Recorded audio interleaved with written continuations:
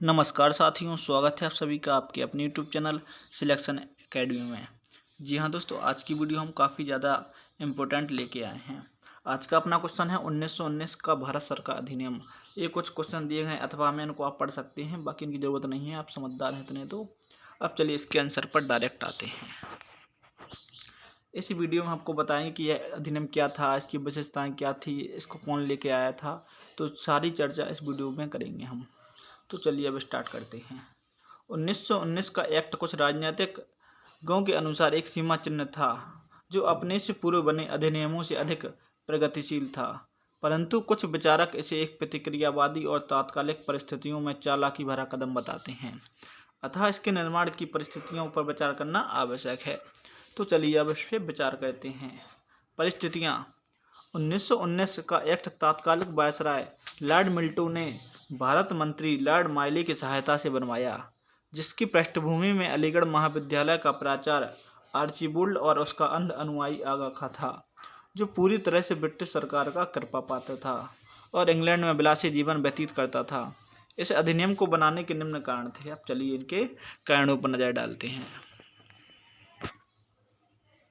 पूर्व अधिनियम से असंतोष, कांग्रेस में उग्रवाद और देश में सशस्त्र क्रांति का भय, राष्ट्रीयता का प्रतिकार मुस्लिम सांप्रदायिकता से करना। तो यह कुछ कारण थे। चलिए इनके उद्देश्य पर नजर डालते हैं। उद्देश्य। राजनीतिक का विचार मूर्त रूप नहीं ले पाया, किंतु यह स्पष्ट है कि लॉर्ड मिंटो और मायले के सुधार अधिनियम के निम्न उद्देश्य थे। कांग्रेस विरोधी और भारतीय राष्ट्रीयता का शत्रु था। उसने स्वयं आर्चीबोल्ड की मदद से मुस्लिम सांप्रदायिकता को गति दी, जिसका उद्देश्य कांग्रेस का विरोध करना था। तीसरा उद्देश्य है, मिंटो भारत को अनेक सांप्रदायिक गुटों में बांटकर शासन करना चाहता था। चौथा, सशस्त्र क्रांतियों से राज्य की रक्षा करना चाहता था। वहीं पांचवा था, 1909 के सुधारों से मिंटो उदार कांग्रेसियों को संतुष्ट कर उसमें फूट डालना चाहता था। अब चलिए अधिनियम के उपबंध एवं विशेषताओं पर आते हैं। तो साथियों, अधिनियम के उपबंध एवं विशेषताएं। राज्यों में विधानमंडलों के सदस्य संख्या, अधिकारियों और गैर सरकारी सदस्यों की बहुमत की वृद्धि आदि के संबंध में इसके उपाय किए गए थे। विधानमंडल का विस्तार। विधानमंडल के विस्तार में अतिरिक्त सदस्यों की वृद्धि, पहला ए। दूसरा, प्रांतों में गैर सरकारी बहुमत। तीसरा यह था, सांप्रदायिक वर्गों पर आधारित चुनाव से संबंधित कार्य थे। अब वहीं पहले पर बात करते हैं जिसको हमने इधर पढ़ा था, ठीक है ना। इसकी थोड़ी डिटेल में व्याख्या जानते हैं। अतिरिक्त सदस्यों की वृद्धि। केंद्र में गवर्नर जनरल की व्यवस्थापक सभा में अतिरिक्त संख्या 16 से 60 कर दी गई। 9 स्थायी सदस्य थे तथा सरकारी सदस्यों का बहुमत था। बम्बई, पूर्व बंगाल, मद्रास, बिहार, उड़ीसा और उत्तर प्रदेश में अधिकतम संख्या 50 और बर्मा, असम और पंजाब में अधिकतम संख्या 30 निश्चित की गई। इसमें प्रत्येक विधानमंडल 3 प्रकार के सदस्यों से निर्मित होता था। अब चलिए थोड़ा इसमें ये बात करते हैं। सरकारी सदस्य व मनोनीत सरकारी सदस्य बसी निर्वाचित सदस्य, इन तीनों को बांट दिया गया था आपस में। अब चलिए सेकंड पॉइंट पर बात करते हैं, जो कि हमारा यह था, ठीक है ना गाइस। प्रांतों में गैर सरकारों बहुमत। यद्यपि केंद्र में सरकारी सदस्यों का बहुमत था, परंतु प्रत्येक विधानमंडल में मनोनीत गैर सरकारी और निर्वाचित गैर सरकारी सदस्य मिलकर सरकारी सदस्यों से अधिक थे। सभी विधानमंडलों की कुल सदस्य संख्या 124 से 331 कर दी गई। इसमें निर्वाचित 39 से 235 कर दिए गए। सरकार द्वारा मनोनीत गैर सरकारी सदस्य सरकारी सदस्यों के समान ही व्यवहार करते थे। अब चलिए तीसरे पॉइंट पर नजर डालते हैं थोड़ी सी। सांप्रदायिक वर्गों पर आधारित चुनाव। इसमें प्रत्यक्ष चुनाव आरंभ किए गए, परंतु इसमें 3 प्रकार के निर्वाचक वर्ग बनाए गए। वो 3 निर्वाचक वर्ग कौन कौन थे उनमें बात करते हैं। इसमें केंद्र के लिए वह निर्वाचक थे जो प्रांतीय व्यवस्थापिका में गैर सरकारी सदस्य थे। इसमें नगर पालिका, जिला वार्डों के भी गैर सरकारी सदस्य सम्मिलित थे, जो प्रांतीय व्यवस्थापकों के लिए प्रतिनिधि निर्वाचित करते थे। वहीं बाह्य अपना मुसलमानों के लिए पृथक निर्वाचक गढ़ बनाए गए, बस ये विशेष निर्वाचक गढ़। इसमें थोड़ी डिटेल में बात करते हैं। बा और सा में जमींदार, विश्वविद्यालय, व्यापार मंडल, मिल मालिक के समूह आदि शामिल थे तथा मुसलमान प्रतिनिधि ऐसे चुनाव क्षेत्रों से चुने जाते थे जिसमें केवल मुस्लिम मतदाता ही रहते थे। यह मुस्लिम मतदाता साधारण चुनाव क्षेत्रों में भी एक अतिरिक्त मत दे सकते थे। वहीं सेकंड की बात करते हैं दोस्तों, व्यवस्थापिका के कार्यों और अधिकारों में वृद्धि। गाइस, यह हम पढ़ रहे हैं 1909 का अधिनियम, तो इसको आप नोट करते जाइए या इसका स्क्रीनशॉट भी आप ले सकते हैं।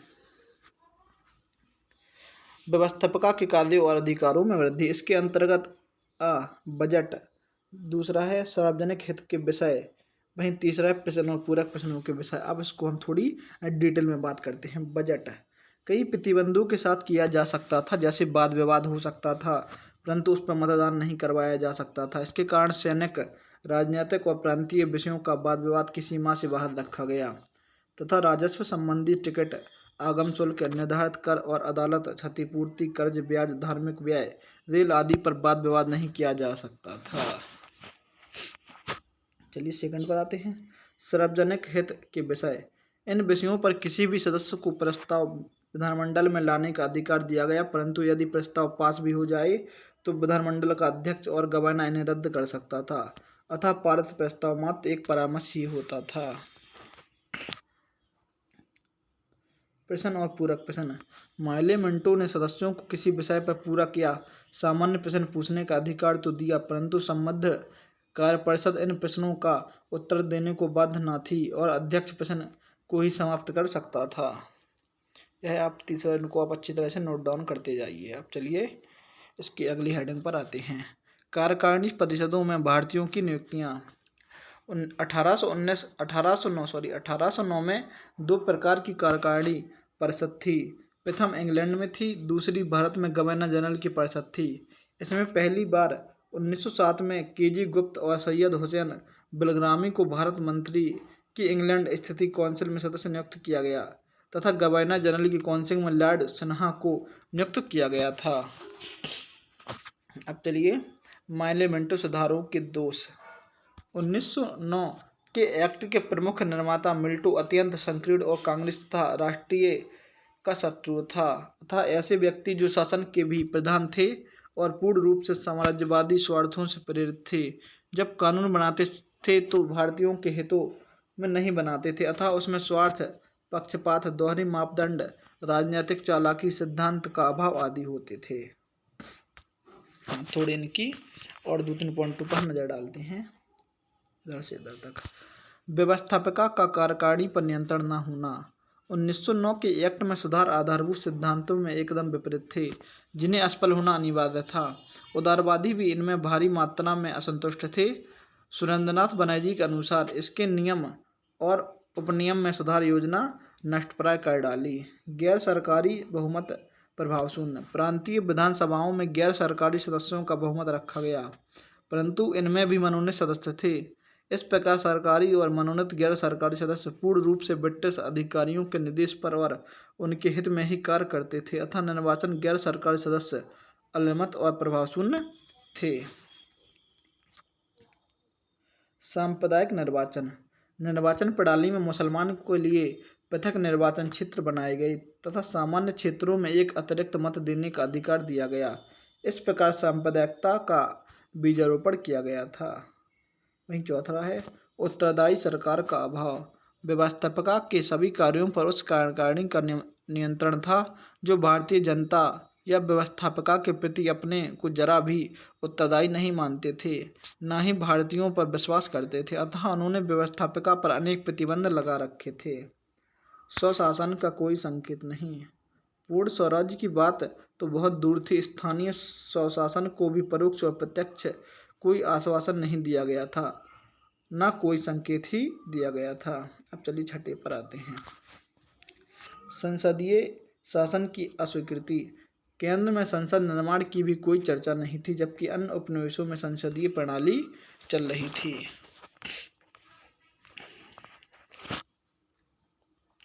अप्रत्यक्ष निर्वाचन। जनता स्थानीय संस्थाओं तथा प्रांतीय परिषदों के सदस्य चुनती थी, फिर भी वह केंद्रीय परिषद का चुनाव करते थे। इसी प्रकार प्रांतीय व्यवस्थापिका का चुनाव होता था। जी हाँ गाइस, अगर ये 2019 आपको थोड़ा लग रहा है कि यह तो क्वेश्चन तो पुराना है, तो दोस्तों क्वेश्चन तो पुराना है, हिस्ट्री है तो हिस्ट्री इतिहास ही अपना पूरा जो पुराना हो चुका है। यह बस जिस ईयर में 20 निकली है या पेपर निकले हैं उनकी डेट रहती है। आप तो इसको थोड़ा देख कर आप मतलब पैनिक मत होइए, इसका कोई भी ऐसा वो नहीं है, क्योंकि हिस्ट्री का मतलब ही है जो इतिहास जो गुजर चुका है उसको हम पढ़ रहे हैं। ठीक है ना गाइस। गांधी की आलोचना। गांधी जी ने 1909 के एक्ट के संबंध में कहा कि इसमें हमारे सभी कार्यों पर पानी फेर दिया। यदि पृथक निर्वाचन प्रणाली स्वीकार न की गई होती तो हम अपने मतभेदों को अब तक दूर कर लेते। वहीं जवाहरलाल नेहरू ने कहा था कि मुसलमानों के चारों ओर एक ऐसा राजनीतिक घेरा डाल दिया गया जिससे वे शेष भारत से अलग हो गए और शताब्दियों से जो हम एक होने का प्रयत्न कर रहे थे उसमें उल्टे प्रवाह हो गए। तो दोस्तों इन्होंने भी कुछ कहा था, इनको आप पढ़ लीजिए, ज़्यादा मोस्ट नहीं है। अब चलिए इसके निष्कर्ष पर आते हैं। निष्कर्ष असफल प्रणाली। 1909 का मार्ली मिंटो सुधार उदार उग्र मुस्लिम लीग, कांग्रेस तथा अन्य भारतीय राजनीतिक दलों को प्रसन्न नहीं कर सका, बल्कि ब्रिटिश सरकार की नीयत पर ही अविश्वास हो गया तथा उग्रवादी आंदोलन और अधिक उग्र हो गया। इसलिए एक्ट पूर्ण रूप से असफल सिद्ध हुआ। गाइस, अगर आपको यह वीडियो अच्छी लगे तो प्लीज़ वीडियो को लाइक कीजिएगा और चैनल को अधिक से अधिक शेयर कीजिएगा और सब्सक्राइब कीजिएगा। Thanks for watching my video.